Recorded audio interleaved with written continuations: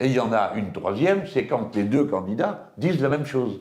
Alors, si tous les deux disent la même chose, il n'y a aucun moyen de vouloir exprimer un autre point de vue ou de régler les problèmes qui se posent si les deux partis apportent la même réponse. Et voyez-vous, dans cette élection, si j'étais dans un État swing state, c'est-à-dire, on ne sait pas comment ça va finir, est-ce que ça va être démocrate ou républicain. Clair, je vote démocrate.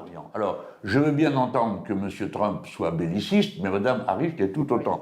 Et cette grossièreté est le résultat du fait que les candidats disant la même chose sur l'essentiel des sujets, ils ne peuvent s'affronter que à travers des qualificatifs personnels. Et si les deux disent la même chose, c'est parce que les deux défendent le même ordre du monde humanitaire. Vous voyez la comédie qu'est la différence entre ces deux partis. Les deux, donc, M. Trump et Mme Harris, sont d'accord avec le génocide et apportent un soutien inconditionnel, plus ou moins, comment dire, exprimé avec délicatesse, au gouvernement de M. Netanyahou. Je vous donne cet exemple parce que comme ça, c'est plus simple pour passer tout le reste en revue. Ils sont d'accord sur le capitalisme. Alors, je viens de faire la liste de ce qui pouvait montrer comment les deux sont d'accord sur les points essentiels, mais il est absolument certain qu'il y a une différence fondamentale entre les deux sur au moins un point de la liberté individuelle. M. Trump est contre le droit à l'IVG. Trump et Harris, les deux, je dis bien les deux, et notamment Harris et les démocrates, sont pour par des droits de douane en ce qui concerne le droit à l'IVG, qui est une des questions importantes, décisives de la vie des femmes, et sur une position de liberté, tandis que M. Trump est sur une position exactement inverse. Et, à mon avis, si j'étais aux États-Unis d'Amérique, eh bien, cela pèserait de manière décisive dans mon vote. Mais je n'en resterai pas à ces appréciations générales. Je l'ai dit et redit. J'espère que tout le monde a bien compris. Ils sont similaires, mais ils ne sont pas identiques. On peut penser qu'on souhaite que Mme Harris gagne. Je vais vous dire bien franchement, sur le fond, ça ne changera pas grand-chose, sinon qu'il y aura un plus grand tumulte aux États-Unis d'Amérique, parce que M. Trump ne reconnaîtra pas sa défaite. Et je lis que c'est Mme Harris est le moindre mal par rapport à M. Trump. Je ne suis pas d'accord avec ce type de morale.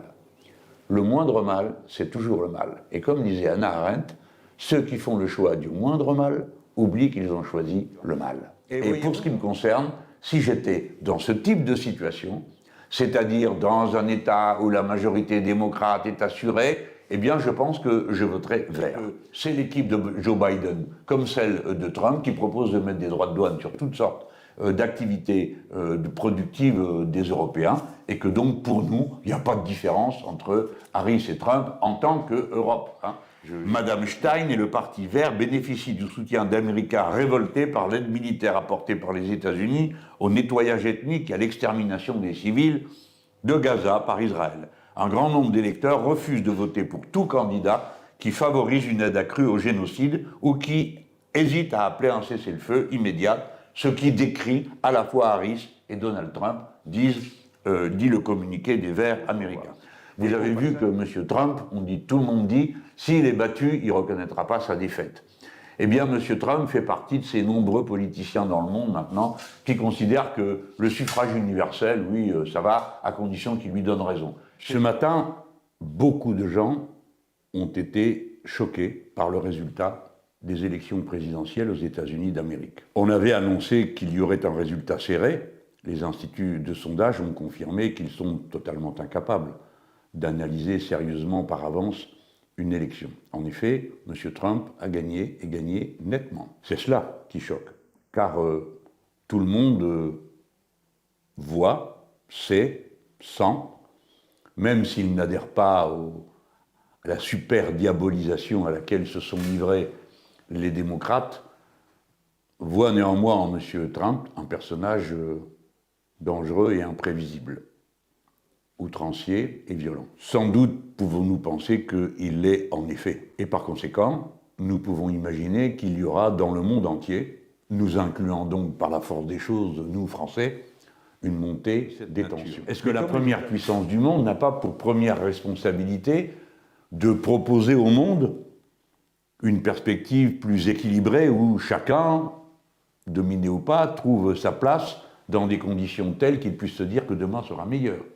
Est-ce que ce n'est pas à la première puissance du monde de faire ce qu'il faut pour qu'on ait le sentiment que la liberté, la paix, la fraternité aussi, soient protégées par elle? C'est tout le contraire. Nous pensons tous que M. Trump est le contraire de toutes les valeurs auxquelles la plupart des êtres humains croient et la plupart des principes auxquels nous, Français en particulier, sommes attachés. Alors, la droite américaine, qui, avec M. Trump, est plutôt une droite extrême, voire une extrême droite, gagne depuis 1988 au vote populaire. Les États-Unis d'Amérique n'ont pas pu choisir la gauche parce qu'il n'y avait pas de gauche dans cette élection. Madame Kamala Harris s'est située dans le sillage de M. Biden et donc a approuvé absolument tout ce qu'il avait fait et tout ce qu'il n'avait pas fait, et surtout le génocide. Ce qui vient de se passer aux États-Unis d'Amérique est annonciateur de ce qui va se passer dans toutes les démocraties où aujourd'hui les dirigeants se droitisent, prennent pour bouc émissaire les immigrés, ceci, cela, les jeunes, enfin bref, la vie sociale. Bref, M.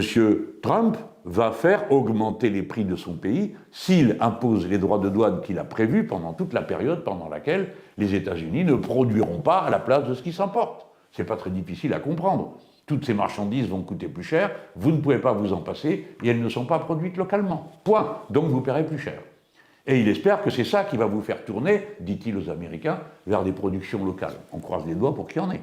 Pour ma part, je crois que les États-Unis d'Amérique ne sont pas capables de recréer une base productive qui les remette en situation de compétition avec l'atelier du monde, qu'est la Chine et le reste des pays d'Asie. Si je prends ce ton et si j'en parle, alors même que l'élection vient à peine d'avoir lieu, c'est que le monde entre dans une phase dangereuse et qu'à chaque étape, il faut réfléchir sur ce qui vient de se passer pour en tirer des leçons qu'on retient pour assez longtemps.